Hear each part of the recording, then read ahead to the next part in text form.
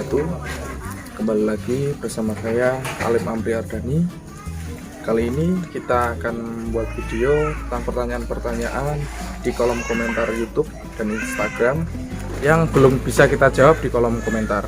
Kali ini kita akan tanyakan langsung kepada Bapak Rois selaku pembina Panti Asuhan Manarul Mabrur. Ikuti video kami, let's go.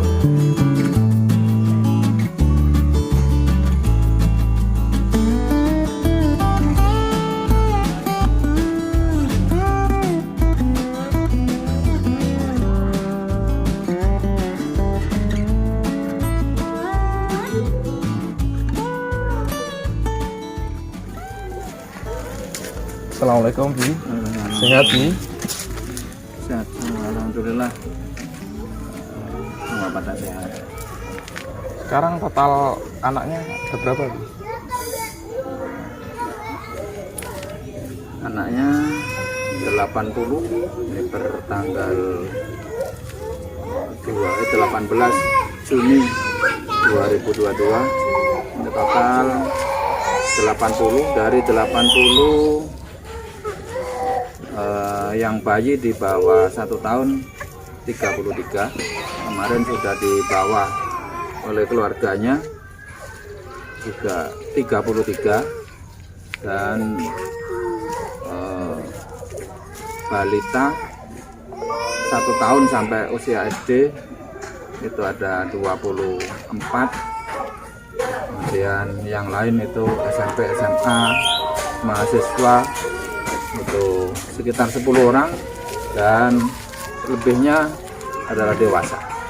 Jadi gini Bi, ada pertanyaan-pertanyaan di kolom komentar YouTube dan Instagram yang sebagian besar belum kita jawab. Pertanyaan pertama berkaitan tentang kenapa tidak boleh diadopsi. Terima kasih kami sampaikan kepada saudara-saudara, teman, sahabat yang baik yang sangat peduli dan perhatian kepada Panti Asuhan. Pertanyaan kenapa selama ini Panti Asuhan Manarul ini tidak mengadopsikan anak dan bayi. Yang pertama alasannya, semua anak-anak yang di panti ini cuma dititipkan oleh keluarga, oleh ibu yang telah melahirkan. Itu yang pertama. Jadi perjanjian awal sebelum ibunya meninggalkan bayi ini sudah akad kepada Panti Asuhan, sama kepada saya pemiliknya, bahwa bayinya suatu ketika akan diambil. Ibunya akan datang lagi mengambil bayi yang telah dilahirkan. Jadi cuma dititipkan.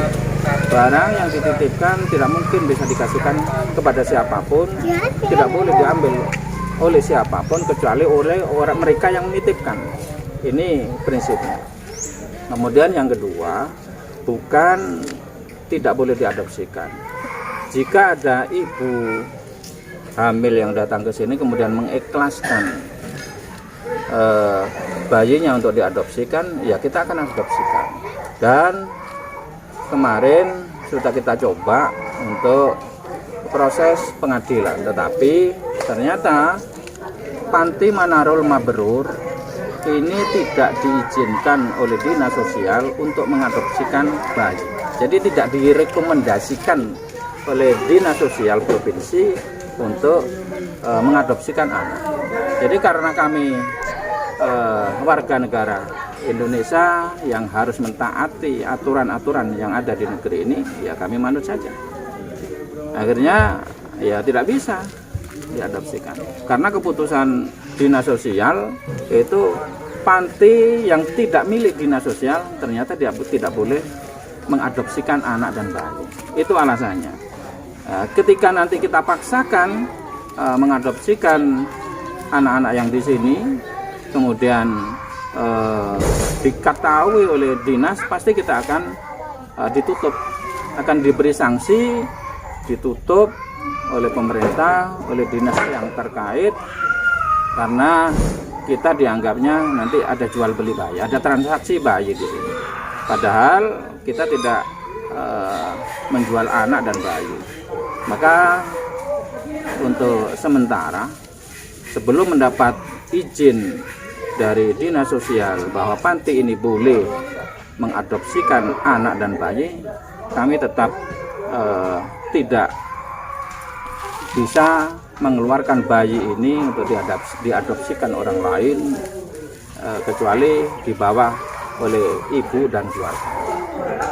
Itu alasannya. Maka kepada saudara-saudara, kepada sahabat dan teman-teman baik yang peduli ingin membantu meringankan kami untuk merawat anak-anak yang ada di sini, mohon maaf kami belum bisa memenuhi harapan dan keinginan panjenengan semua.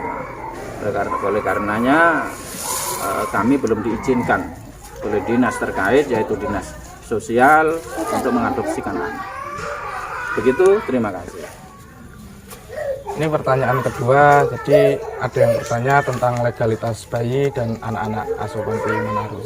Ya, alhamdulillah untuk kepada pemerintah kami sampaikan terima kasih sekali.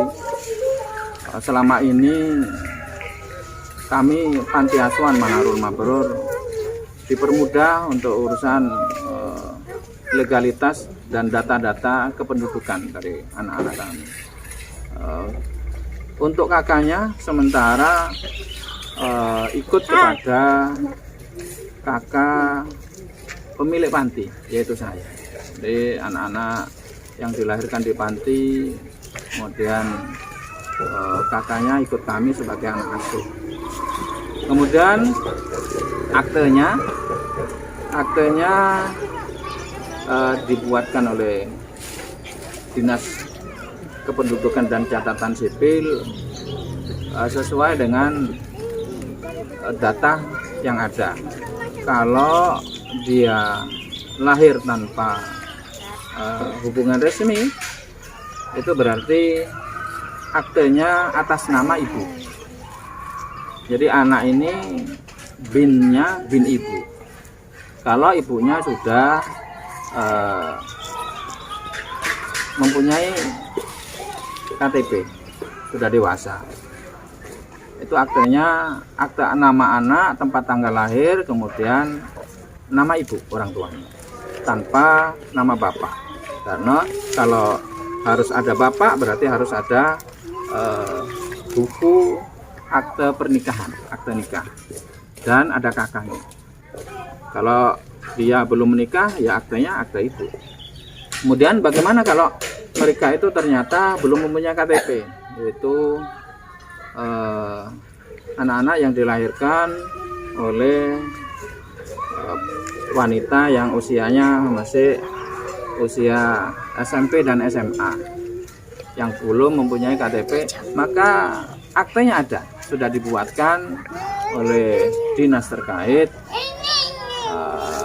anak negara, yaitu anak alam. Ada nama, tempat tanggal lahir, kemudian ayah dan ibu kosong.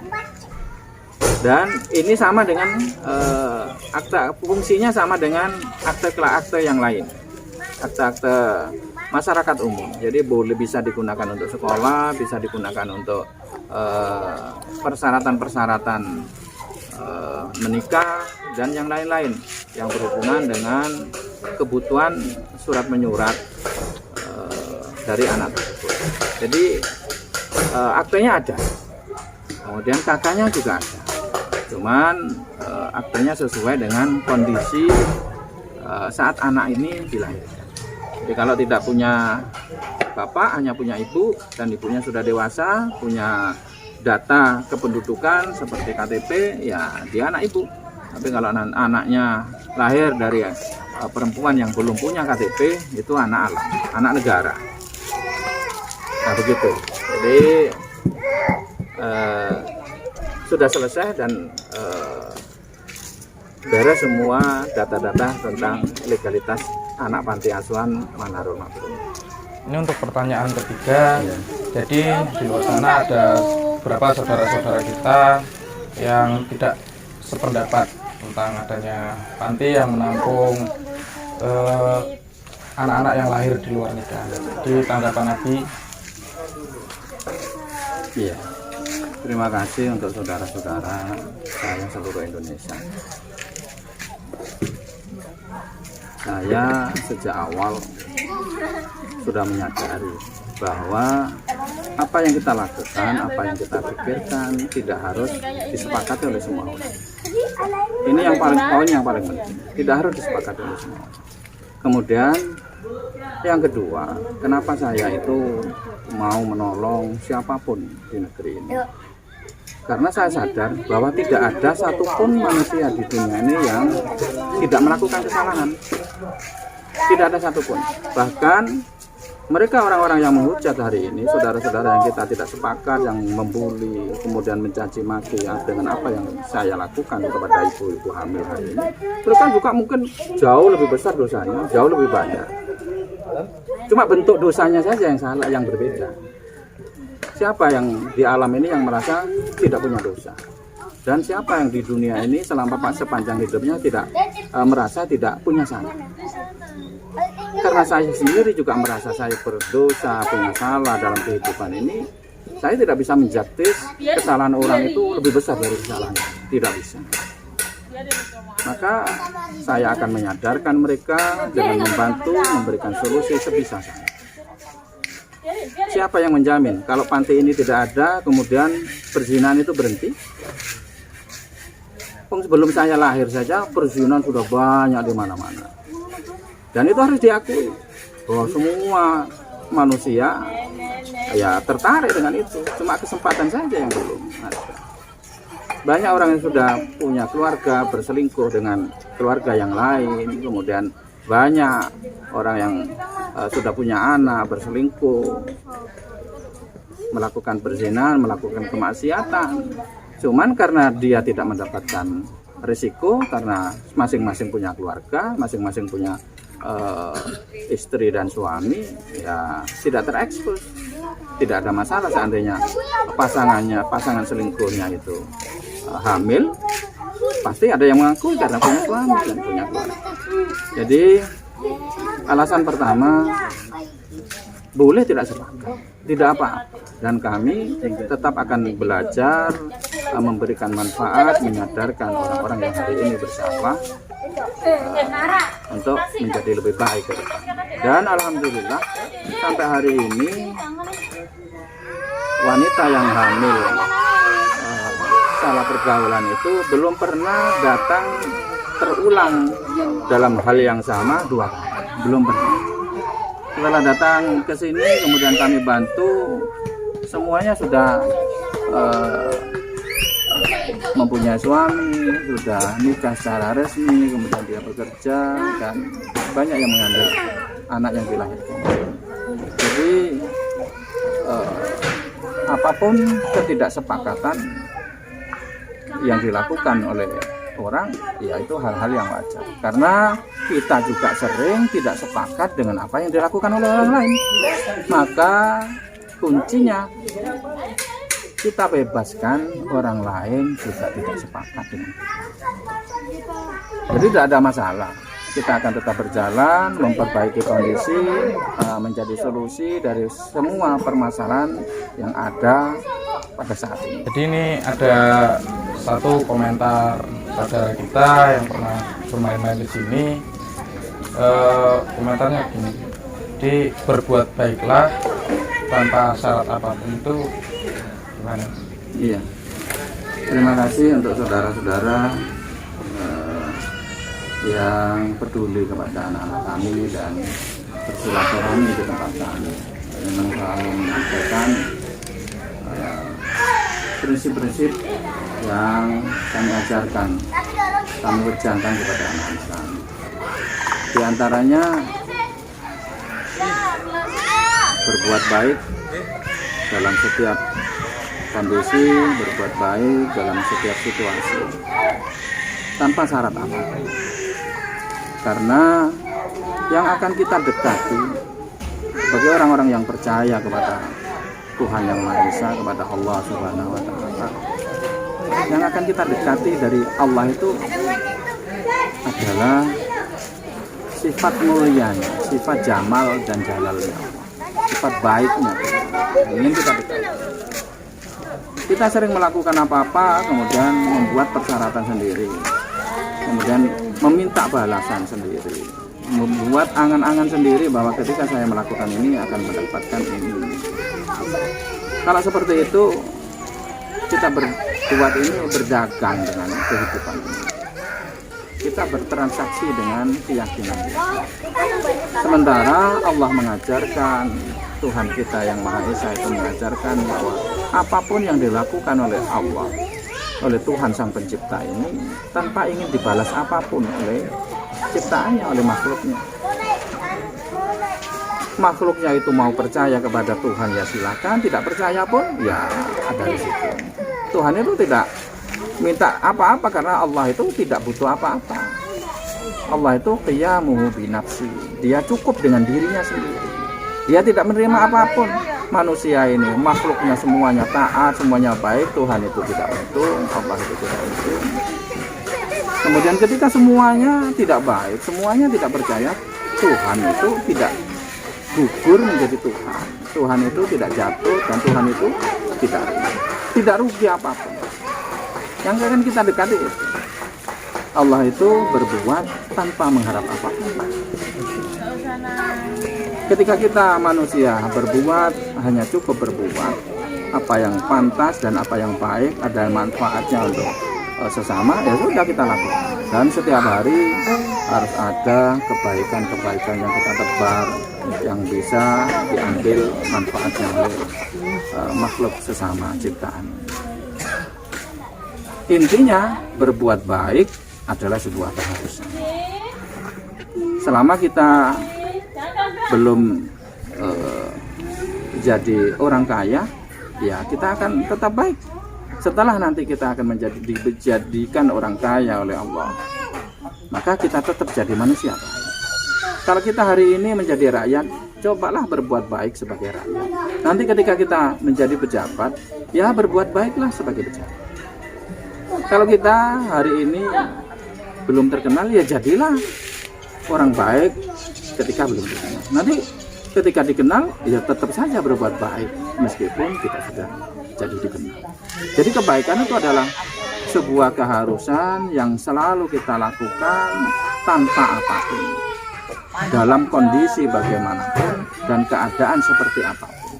Kita harus tetap menjadi orang-orang yang baik di negeri ini, karena Tuhan itu menyayangi orang-orang yang baik.